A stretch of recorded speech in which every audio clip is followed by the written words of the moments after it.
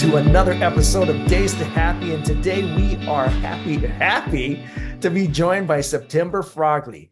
September is a founder of Connection is a Cure, and we're going to get to that because it's a very unique name that has a very unique mission, and it all has to do with mental health, tragedy in the family, and so on.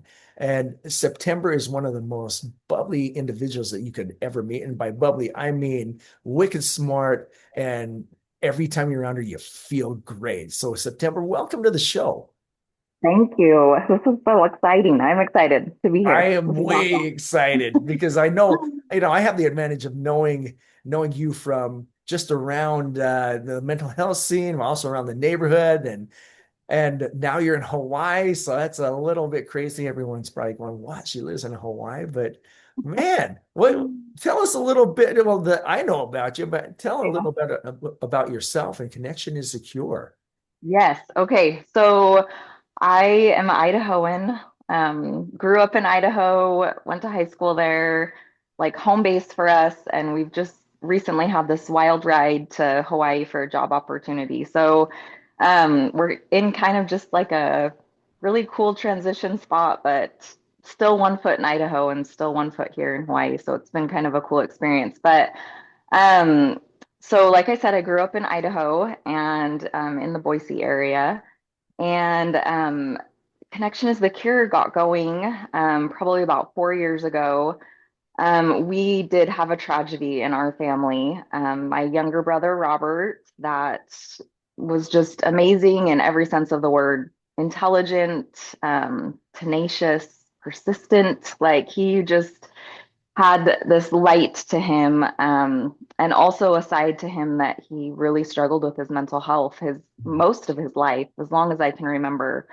And as the weight of the world got heavier as he got older, had a family, went to nursing school, was in nurse anesthesia school. Um, the the weight that he carried alone without really opening up became heavy enough that he turned to substances, drugs and alcohol to start to cope and numb.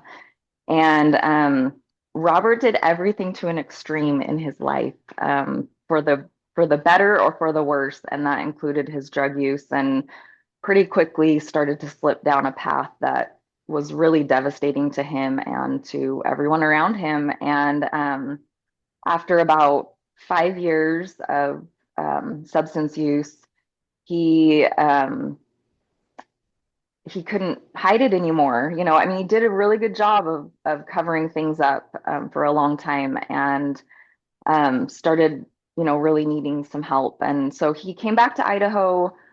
Naively, I thought it was going to be the time that I would be able to save him, that we would be able to jump in and make everything okay. And that's not the way things turned out. But I look back, so many lessons that I've learned, and a huge one is connection is the cure. But in on May 9th of 2021, Robert died by suicide after a long battle with his substance use and just mental illness and um, being alone. And so realizing the things that come with that, realizing how many people around us every day must be going through a battle or know someone that is, and they're carrying this heavy weight. Um, I really started reaching out to people and wanting to know their stories. I knew that I had to be open and vulnerable to tell mine, Mhm. um, as through my eyes as I saw it, and then also sit with others and listen, really listen to the things that they had been through. And one thing became very apparent was, people in similar situations as Robert or had family members in those situations, there was a point where things went a different direction for them than they did for Robert. And that point always led back to a connection, a deeper connection to themselves, to their higher power, to someone around them, to something around them. And I really started to see this clear path that connection Mhm. was the cure Mhm. for so many of the heavy things that we face in life. So we started Connection is the Cure just first with some care packs for people that were leaving mental health facilities, and it's kind of just snowballed into this movement, really. Yeah, yeah. And thanks for being so vulnerable because I know that's a hard story to tell. And it really sets a tone of why the passion that you feel for doing this. I mean, I've been to some of your events, I've seen what you do with the kids, I've seen the people that you recruit. And that wouldn't be possible without having been in that circumstance, but also feeling a compelling need to tie people together. And you said something, and I mentioned this with another guest when I was living in New York City. Well, there's millions of people there. I love the energy there is palpable. Palpable is that word, right? And it just gets me amped. But I also heard this almost every week, at least sometime. It goes, never felt so alone. I've never. So here you are in a city with millions of people, yet you feel so alone. And it's hard to make those connections because naturally you think, oh, I just go make a connection over here. What is it that you have found helps people get over that, but also in a case where people are really in that bad mental state, how do you help them to make, well, lack of a better word, connection? Mhm. Yeah, that is such a good question. And I think um, there's so many factors that play into that, but I really think that one of the biggest things that I've seen when I've talked to people, like in their darkest moments, in the moments where they felt like they just couldn't move forward, Mhm. there is this overwhelming sense of being alone and feeling like you're the only one that's ever felt like this, feeling like you're the only one that's ever gone through something like this, you're the only one that's made mistakes like this that have brought you to this point. Um, and in that moment, you do feel completely alone. Like those moments are devastating because you do feel alone. But Yeah. I think one of the most important things, and it's hard to remember in those moments, but you are never completely alone. Like there's always a lifeline somewhere. But also knowing how hard it is to be in those points where it's Mhm. like almost impossible to recognize that. I think for others, I mean, I think we're all going to have a moment where we struggle in our lives, Yep. regardless of how long that moment lasts. But I think that some of that responsibility um, falls on the people around you in a positive way. Like you have the opportunity, if you're in a good place, to show up for someone who's not. So I think really dialing in on your awareness Yep. to others when they can't ask for help. I think it's so important for people that are struggling to ask for help before they get to that devastating Yep. moment, where they just feel completely alone. But in those moments, it's hard. And so I think having that awareness as just another human, like having like to your loved ones, to strangers, is to tune in on that awareness of how um, someone may have like really seemed to tank. Like you saw them at one point in time and, then they were like, you saw them the next time and you're like, man, something's off. Like maybe I Mhm. should ask. We've all had that moment where like, maybe I should ask if that person's okay. And Yep. then we talk ourselves out of it. And so, really tuning into that awareness of others, I think you can reach in Uh-huh. when someone can't reach out. And you Wow. have like the confidence to do it, by practicing, just asking people how they are. And when that time comes, and I think a lot of us are scared to ask if someone's okay because we're like, what if they say they're not? And then I don't know what to do, you know? But Mhm. I think there's so much power in asking if someone's okay because that other person is going to be like, oh, someone actually cares. Yeah. Maybe someone actually does know what I'm going through, and more often than not, they're going to open up. One thing you just said there just kind of blew my mind is sometimes we need to reach in when people don't know how to reach out. And you bring Mhm. something up that I went through, I wouldn't say as mental health. I mean, I was bullied as a kid. severely. It was bullying from mentally, physically, the whole bit. And so I had a very low self-esteem about myself until I got on my own and left where I grew up for a good long time. But you would have never known it because I had the ultimate facade, tough guy facade.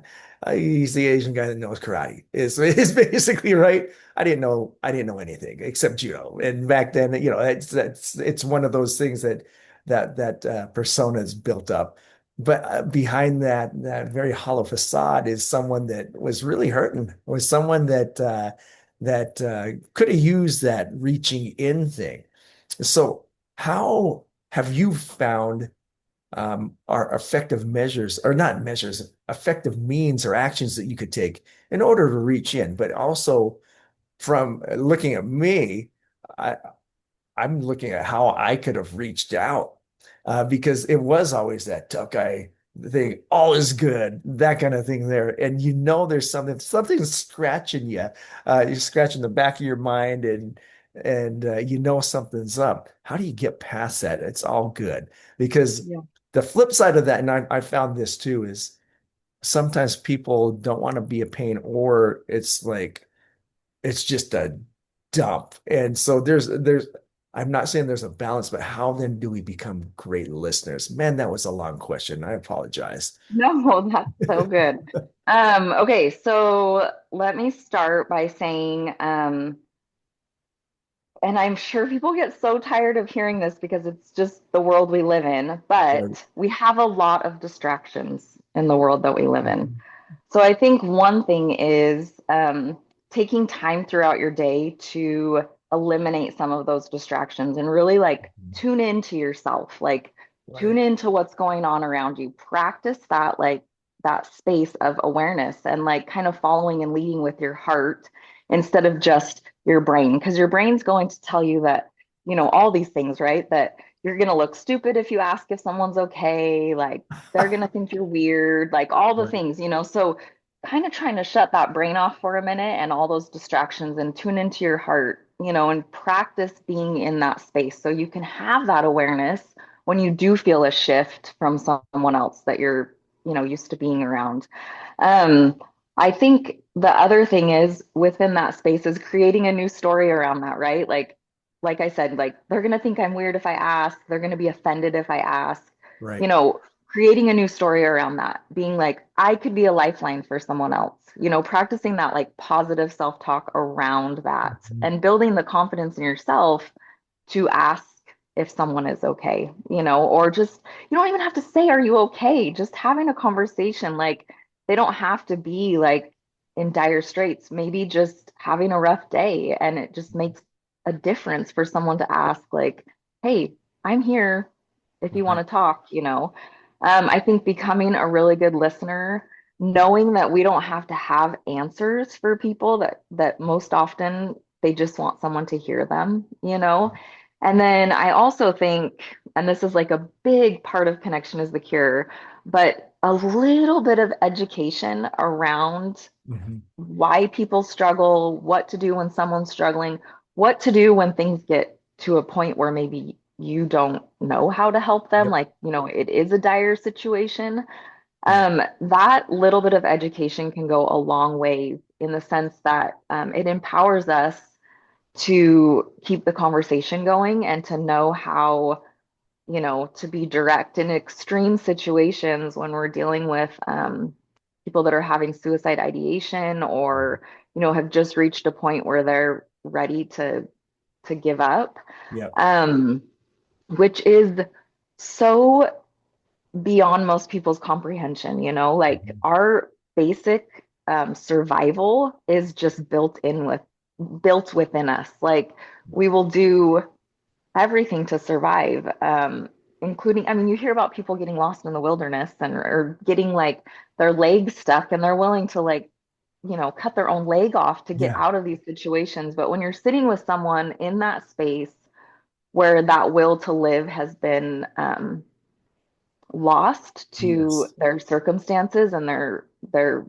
depression and their hopelessness, Yeah. um, that's a different space to be in. So I think knowing just some basic things on how to manage that. I think so often, we want to learn like CPR and we want Yeah. to learn these life-saving skills if we come across someone that needs it.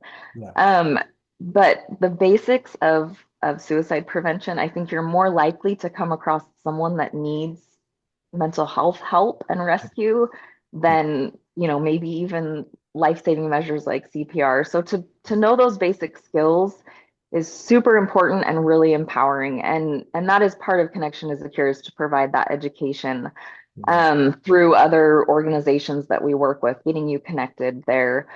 But I think really having that self-confidence in ourselves with some of those tools Yeah. empowers us to take that next step and ask someone if they're okay, ask someone if they want to talk, ask someone, what's going on, and then be prepared to listen because Yeah. you can do it. So I really think that awareness and self-confidence education, Yeah. we have control over that part. Like we don't get to control what their response is, but we get to control how prepared we are. So I think taking those first steps um, gives you, I mean, with my brother, Yeah. I would bring stuff up. And then there were things that I avoided, like the plague with him, because I did not know how to talk about them. Yes. And it's Yes. still not an intuitive thing. To sit with someone and try to understand where their head is at. Yeah. But um I feel confident in saying that I could approach Yeah. anyone feeling like I could either at least listen or get them to the next step of help. And that's the other thing, like you said, sometimes, if someone opens up to us and then they just tell everything Yeah. what's going on and you're sitting there going like, oh my gosh, this person needs help, but I don't know how to help them. I Yeah. think also knowing the next steps of help, like when you're like, listen, I don't know how to help you with this, but we can find help together, and knowing where to take them next or where to connect them next. And that's really important for kids because I think that sometimes friends open up to you and you're like, oh my gosh, they told me not to tell anyone. Yeah. I don't want to betray their trust, but Right. I don't Right. know what to do now. And so being able to know where to get them next. Yeah. Sorry, that was probably so much, No, but that's awesome because you got me thinking of it's a recognition part. So this is I'm going to pose a couple different things because one time I saw this performance and it was this children's choir in Utah and I'd seen them on YouTube and became friends with the director and such and I went to see him a performance one of their performances and one of their singers is blind and I remember going up to her mom, and the singer's right there. I go, man, she is such an awesome singer. Talking directly to her mom. And all of a sudden, instead of her mom talking, it's this girl, this blind girl saying, thank you. And I thought, I could have directed the question right to her, but I decided to be more comfortable and give that to the mom. And so, in speaking with when we have the we when we have wonder if someone is in that duress, it's funny because I found sometimes it is, and tell me if I'm off on this, the direct approach is great because there are a few people that I've interviewed on one of my other podcasts, and he had his leg that was shot off in a war, and then he had he has a prosthetic leg but everywhere he goes, people kind of, they kind of look and then they look away. And you ask this dude, and he goes, just ask me about it, man. And so instead of trying to avoid it, I find there's some power in recognizing, hey, man, what happened there? They're more than more most of the times they've been more than willing to tell me a story, and I have heard some amazing stories. And then usually it's follow up. No one's ever asked me that. And so am I off in saying that sometimes it's great to use the bold approach and go, hey, Isaac, you know what? You look like garbage today. What's up, man? Tell me what's going on. I mean, is that too far? removed from what we should be doing when we're approaching those circumstances or when we're recognizing something in our friends? Well, that is like such a good question because I think when there is something physically wrong with us, it's so much more obvious to see it, whereas like our mental health, we can hide well by putting on that mask day after day and Yeah. kind of covering things up. But I think that's how people get so far along into, down that rabbit hole of despair is because it is easier to hide and cover up. And like I said before, like we tell ourselves that story, right? Like we can't Yep. ask because they're going to think we're weird or rude or we're going to say the wrong thing. And that's really like hard. But recreating that story to like telling ourselves, like, they'll appreciate it that we ask. Or Yeah. even if we ask and they don't want to talk, at least they know they care. And maybe down the road they'll come to us, because we asked. So, everything, as far as it relates to suicide prevention, Yeah. everything that they know about suicide prevention is being direct in your ask. When you go through, I've done a ton of trainings and different things with different organizations that have done so much research behind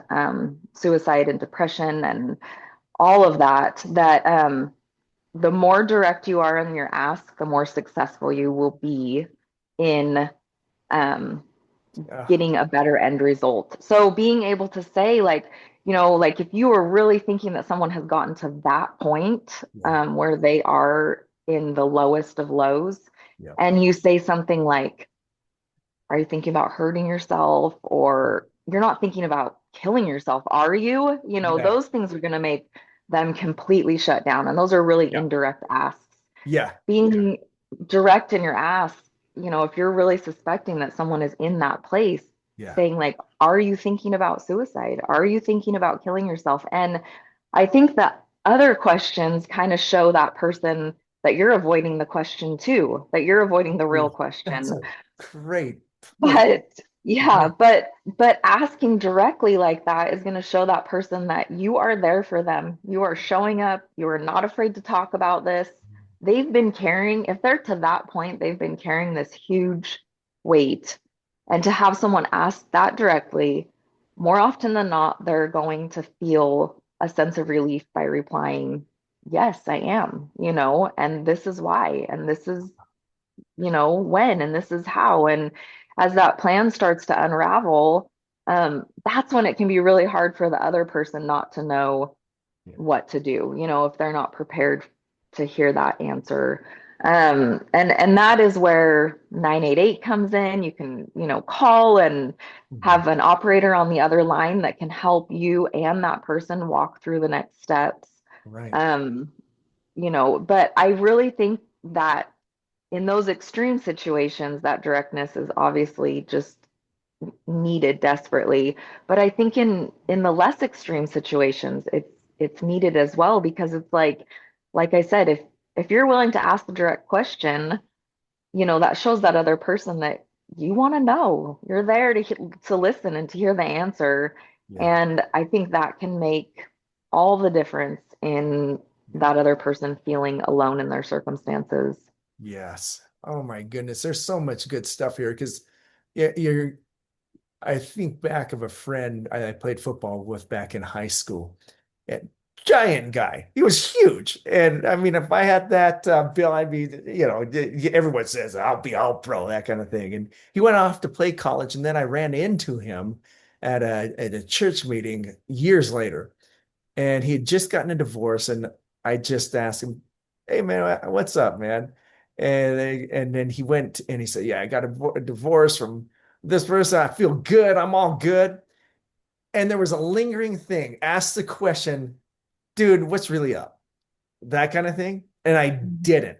I didn't. And this is where that regret comes in because of less than a month later, he committed suicide. Mhm. And I could have never, well, I could have known, but I chose the route of comfort. And I look at that and I thought, dadgummit, that was the dumbest thing to think that I chose comfort instead of concern because I mean, he was kind of cocky and it was easy to shrug it off two ways. Like, oh, a cocky son of a gun, and nah, this seems too. I'm not going to ask that. That's just whack. That asking that question, and in reality, it's probably what he needed most. And Mhm. I just look back at that and go, that's my biggest regret in that conversation. I remember that like it was yesterday, and Mhm. I'm wondering how many people are out there that are going through that. I mean, heck, I go through that, and there's, but I have great, for in large measure, I have great support systems that are always calling me on stuff like that. But if it's not there, man, how? Well, that was just a long rant, but I am going to say this. Well, I'll ask you this. Could we mimic something? If you saw me looking at like something's up, how would you approach me? Is it all right if we kind of role play that right now? Yeah, yeah, Awesome. totally. Okay, so Yes, this will be good. yeah. So let's say we just ran into the gym, and then you notice something's off of me, and Yeah. let's just kind of take it from there. So let's role play that. Yeah. It's good to see you, Maurice. How's Hey, everything going? no, it's rocking, man. It's going for sure. Um, how is life? Like, what's been going on lately? Just making things happen with some of the business endeavors, and there's some other aspects of it. I mean, kids are doing great, and yeah, it's going as good as it can be, I guess. Um, so you just seem like a little off. Are you good? Are you okay? Oh, well, not sure. I mean, it really is. It's all good. It's all good. Okay. Are you sure? I mean, hey, I'm here. I've got an ear to listen. Um, you just seem off. Like, just normally you're just like, you know, there just seems to be a little something off. I just want to make sure you're okay. Man, oh man, oh man. You can't hide nothing from you, can you? Just Yeah, you're right, man. There was something that really just something just happened with one of the family members, and it really it kind of set us back. And quite frankly, I didn't know what I have no idea what to do, and it's pretty much that's it. I just and then it has me in a funk, but that's pretty man. Again, can't believe you just saw that, man. Well, I appreciate you opening up about it. And these things are hard to carry. I know everyone's got something heavy that they're carrying. So I appreciate you being vulnerable and opening up. And I just want you to know that I'm here if you want to listen, you know, or if you want to talk, I'm here to listen. And also if there's anything else going on, we can always like I've said before, I may not know how to handle it, but we can find someone together that does. Sweetness. All right. And then, okay, so role play over right there. That's cool because it just goes to show that showed me. And even in playing the role playing this, it was interesting because you can actually feel the emotions, even though it was a Yeah, fake scenario, you can actually feel the emotions. That was really weird. yeah. No, it's true. And it's like, I don't know, it's the craziest thing because even as many people as I've talked to and as many stories that I've heard and as many like you still get nervous to Yeah. ask and you still like even when it's fake you're like, "Oh, what am I going to say next?" Like Yes. you're thinking of what you are going to respond with Yes. like instead of sometimes listening to really what's going on with that person. And I think that that is one of the biggest things is just knowing that you don't have to have the right answer. The fact that you're showing enough concern to ask because sadly, the hustle culture and Oh yeah. the lack of confidence in ourselves and the lack of awareness because of all the distractions, Yeah. most people won't even ask, like past the first time you say, "How's it going?" Yeah. And so um, I think that you need, like I said, again, to reiterate, get out of your head, lead with your Yes. heart, like Yeah. understand that you don't have to have the perfect answers, you don't have to have the solutions. Yeah. You just have to care enough to ask and then be there to listen. And Wow. taking it a step further, I would Yeah. encourage everyone and maybe we can put this in the show notes, some links to some organizations, Yes. like one called the Speedy Foundation that has a QPR training that you can do. It's Mhm. like a quick training, and it's just how to ask people if they're thinking about suicide, how to, you know, Yeah. get them to help, how to answer, how to get them to help, how to listen.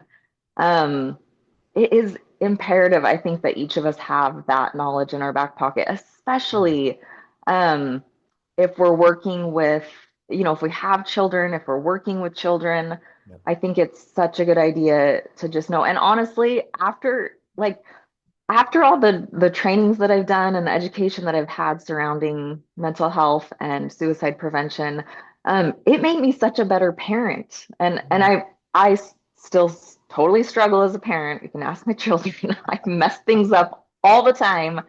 But I think that directness doesn't just relate to suicide prevention. It relates to everything. Like when I can have those conversations with my kids and just be direct, Right. they're so appreciative of that because it's like we cut out all the beating around the bush, awkwardness, weirdness, and just get to the point, you know?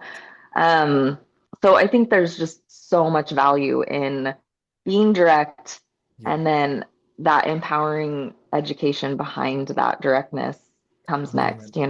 I cannot thank you enough for all this stuff. And I've had I apologize for that phone. I forgot to put down Buzz. Oh But no, you're good. with that being said, though, what you have made me realize something I learned a long time ago is sometimes we have points of data. And data nowadays, I mean, that's everything, right? And Hmm. oftentimes we don't test that data. We see something that is really good on the outside without listening to what something is saying on the inside. And what you've helped me realize is that that is a continual process. We do have to, yeah, the data says one thing, but are we willing to test that data when we have a gut feeling on something else? And it's unfortunate sometimes that we have that stigma of mental health that when you think of mental in and of itself, we play our mental mind games and blah, blah, blah. And sometimes we could talk ourselves out of something really good because of that so-called stigma. And what you've given here are some great ways, especially from family. When you bring it up like that, that makes it a safe zone.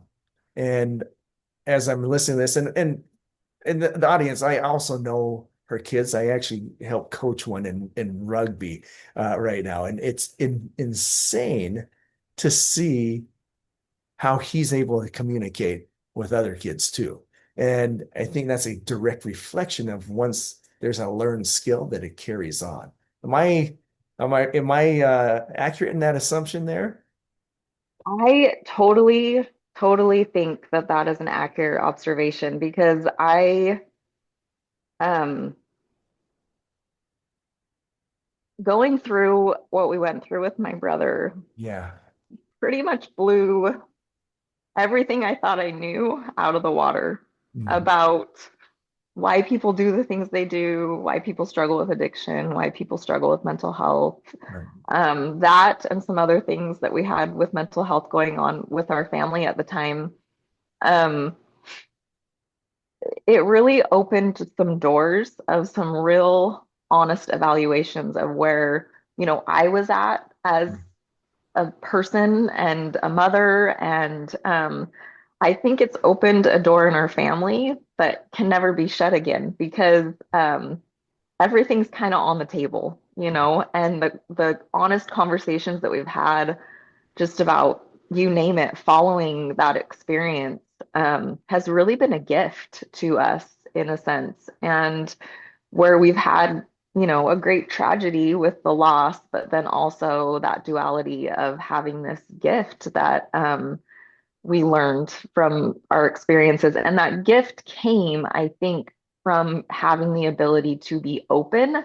instead of hiding and being ashamed because there was like definitely some feelings of stigma and being ashamed and feeling like, I wasn't good enough to save my brother or, his family wasn't enough to keep him here or there's a lot of misconceptions and stigma around those things. But instead of hiding behind that, I think, really getting out in front of it and being like, hey, this is what happened. And these are the roads that people go down when their mistakes become their identity, you know?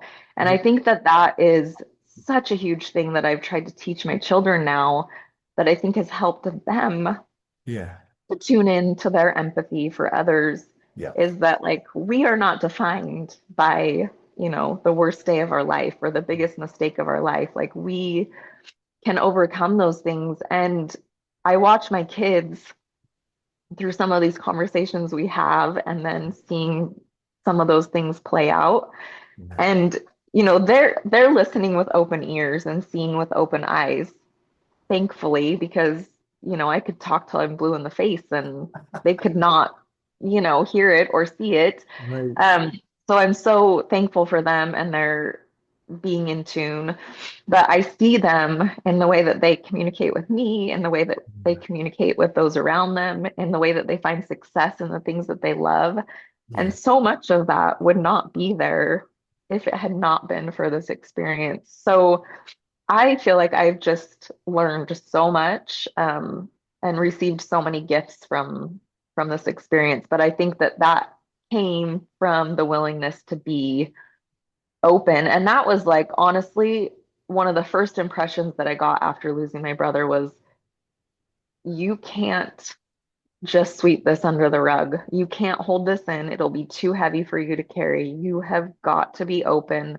I mean, from the time we had, I mean, remember planning his funeral, and the person that was helping plan the funeral said, how do you want us to talk about this? How do you want us to tell people what happened? And I said, tell them the truth, Yeah. because Yeah. we can't keep, it's perpetuating the cycle if we're sweeping things under the rug. So I Yeah. think that openness has been a theme that has been, I don't want to say rewarded greatly, but so many great things have come from that openness.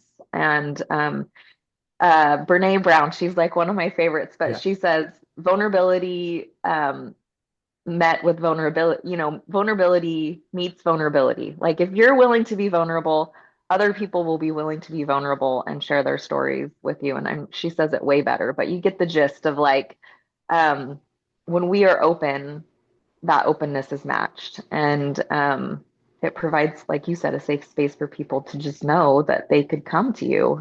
So teaching our kids how to be open, I think, is a really awesome thing. And like I said, there's a few things I've maybe learned and done right, and a lot of things that I'm still working on and have done wrong that I'm repairing. So, but that's the beauty of it, it's progress over perfection.